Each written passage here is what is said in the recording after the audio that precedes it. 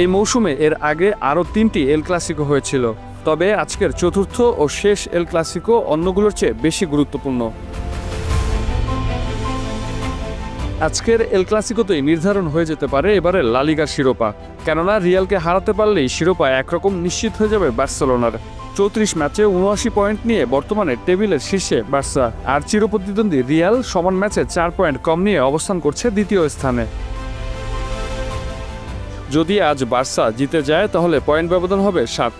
সেক্ষেত্রে বাকি 3 ম্যাচের একটিতে জিতলেই শিরোপা উদযাপন করবে পেদ্রি ইয়ামালরা। যদিও চলতি মৌসুমে 2টি ফাইনাল সহ মোট 4টি ম্যাচে চিরপ্রতিদ্বন্দ্বী বার্সেলোনার বিপক্ষে মাঠে নেমেছিল রিয়াল মাদ্রিদ, তবে একটি ম্যাচেও জয় নিয়ে মাঠ ছাড়তে পারেনি কার্লো অ্যানচেলোত্তির শিষ্যরা। সেই 4 ম্যাচে 14 গোল হজম করার বিপরীতে বার্সার জালে জড়াতে পেরেছে মাত্র 5 গোল। এতেই আজ করা যায় চলতি মৌসুমে কতটা অপ্রতিরোধ্য বার্সা। যদিও চ্যাম্পিয়ন্স লিগের সেমিফাইনালে ইন্টার মিলানের কাছে হারে শিরোপা ছোঁয়ার স্বপ্ন অধরাই রয়ে যায় ব্লাউগ্রানাদের। লা লিগা শিরোপা উঁচিয়ে ধরে সেই আক্ষেপ কিছুটা হলেও পূরণ করতে চান বার্সা সমর্থকরা। এদিকে রিয়ালের ডাগআউটে এটাই হতে যাচ্ছে কার্লো অ্যানচেলোত্তির শেষ ক্লাসিকো।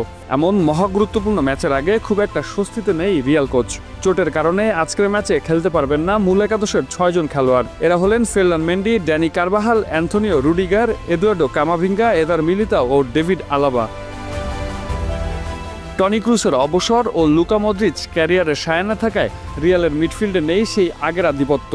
তাই আক্রমণ ভাগের 3 তারকা ভিনিসিয়াস জুনিয়র, কিলিয়ান এমবাপ্পে ও জুড বেলিংহামকেই নিতে হবে বাড়তি দায়িত্ব।